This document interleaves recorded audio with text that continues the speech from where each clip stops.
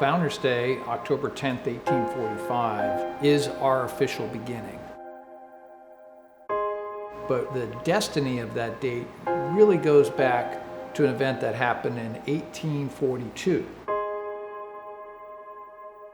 And that was on board a brig named Somers. The U.S. brig Somers was out in the Atlantic under Commander Alexander Slidell Mackenzie. Among the crew was a midshipman, Philip Spencer, and there were two senior enlisted people who started plotting with Spencer against the officers. It was a mutinous plan, and they got discovered.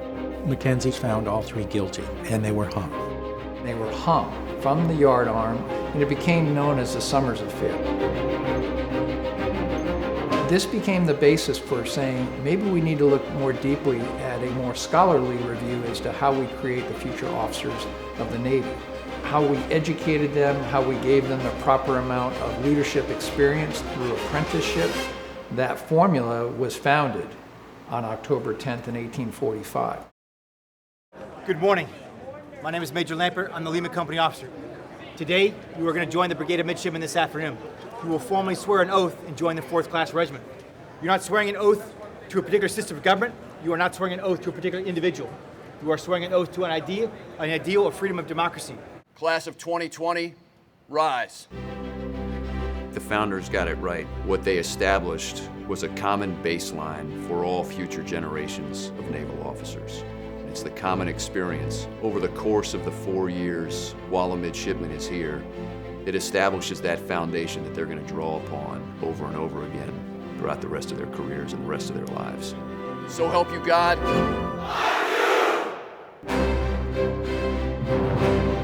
People would love to imagine that on day one of a plebe's arrival here, they're ready to serve.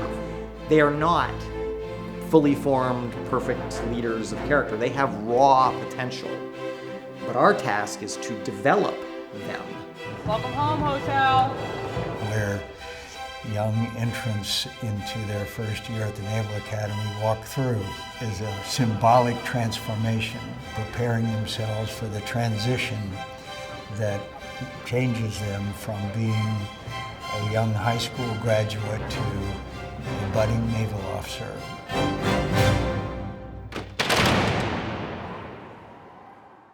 The mission of the Naval Academy is to develop midshipmen morally, mentally, and physically. What is the mission of the United States Naval Academy? Sir, the mission of the United States Naval Academy. Louder! Sir, the mission of the United States Naval Academy is to develop midshipmen morally, mentally, and physically, and to endue them. Endue them? Everybody drop! The development part is probably the most essential part of the mission statement. What you're seeing is development. It's a harsh transition. Things that don't quite make sense at the time, but especially now looking back, I realize that that had a very significant impact on my growth here as a person and as a midshipman.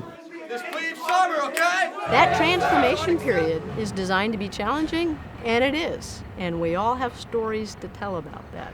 And that's our glue. That's the thing that binds us together. Brigade! Attend! The institution is steeped in the military tradition, the military courtesies. That's the kind of place this is. So that's the constant. But we do change because I think probably the one thing we've learned over time is if you're not evolving with the time, you're going to become irrelevant. I think the Naval Academy has been able to change because of the leadership. The superintendents have been able to manage changes in our society. You either adjust or you become obsolete. And I think that is something that clearly is embedded in the DNA, if you will, of the Naval Academy. It is intrinsically tied to the story of America itself. So whether it be the movement to accept minorities, to the first admission of women, to the ability of homosexual midshipmen to serve openly and proudly, these are things that the Naval Academy in its time and its due course has embraced to the strength both of the institution and to America as well.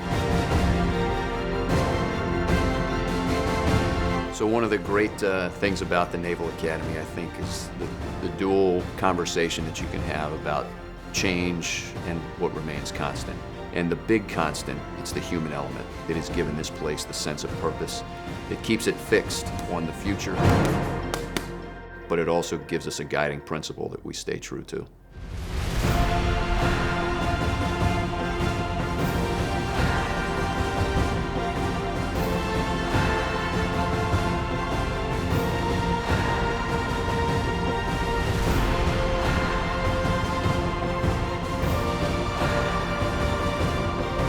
There is a palpable sense of purpose at this institution. Once you step foot on Strib and Walk here, you can feel the hum, the business end of this academy, and that is that every May,